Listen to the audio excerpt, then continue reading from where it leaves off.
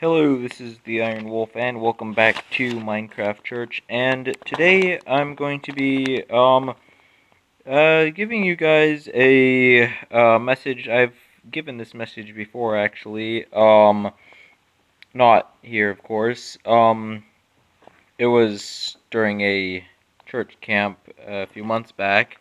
But I still have my notes for it, so I thought I'd give it again. So I am working from this passage is 1 Corinthians 7, and I'm going to start out with verses 1 and 2.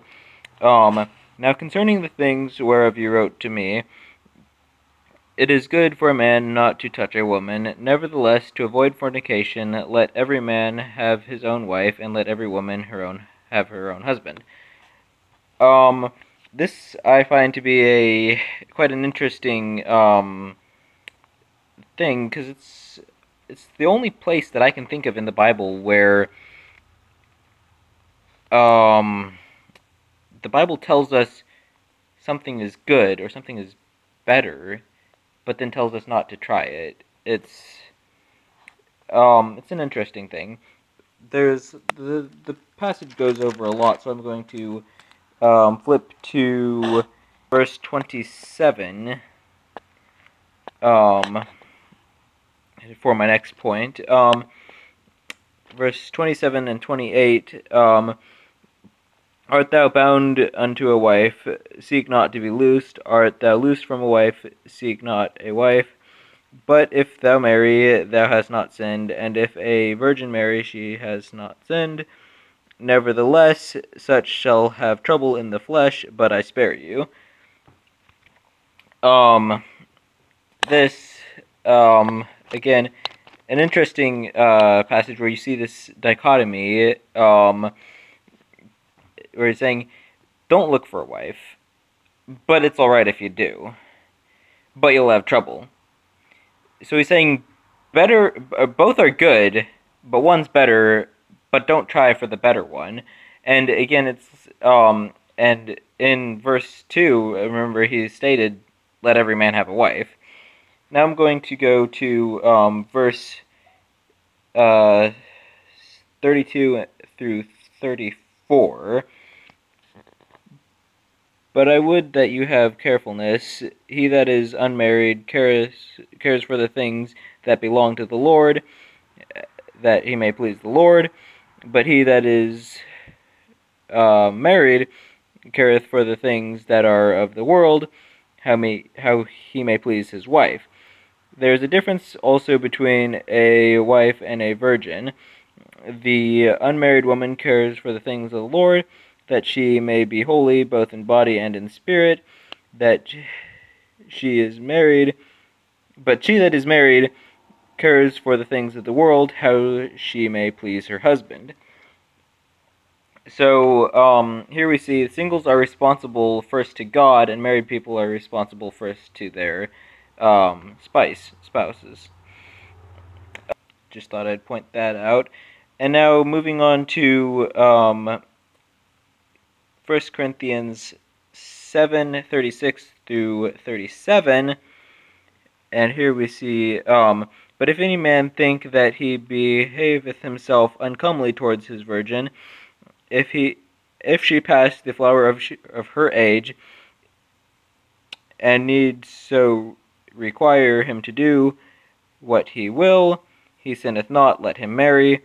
Nevertheless, he that standeth steadfast in his heart, having no necessity, but hath power over his own will, and hath so decreed in his heart, he will keep his virgin, doth well.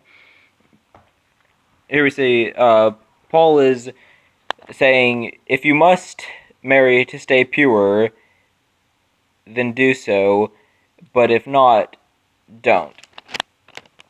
Don't marry.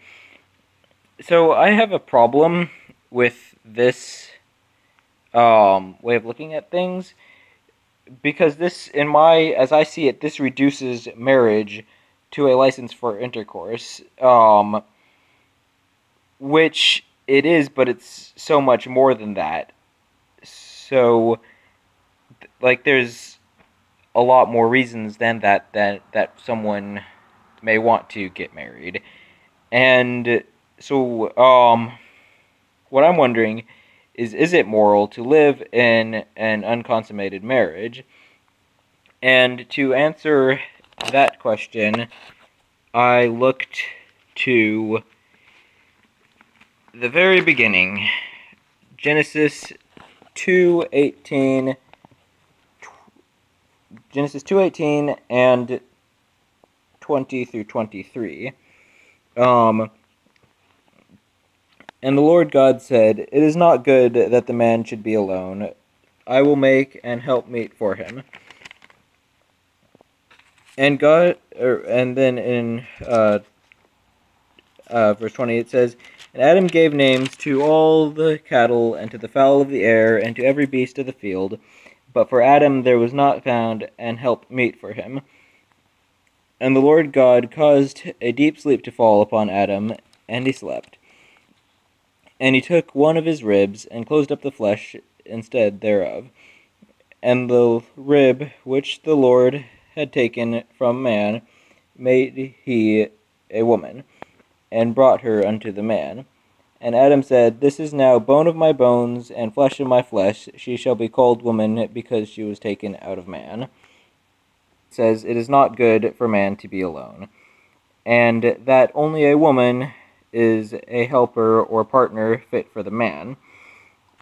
Then let's go on to Genesis 2:23 through 25. And Adam said, This is now bone of my bones and flesh of my flesh. She shall be called woman, because she was taken out of man. Therefore shall a man leave his father and mother, and shall cleave unto his wife, and they shall be one. And they were both naked, and the man and his wife, and they were not ashamed. Okay, because woman is from man, man must be married to be complete. And it wasn't until after the fall that the marriage was consummated. So, I would say, to an extent, the answer to my question is that yes, it can be moral to live in an unconsummated marriage. However, that does fail to fulfill the order to fill the earth and subdue it in a way, or to be fruitful and multiply. And I think at some point eventually a marriage should be consummated. But the real question I was looking here for more so was, are there other reasons acceptable if a man is able to control himself, is it still moral for him to marry? And the answer, I think I have shown, is yes. So I want to thank you all very much for watching, and I'll see you later. Bye.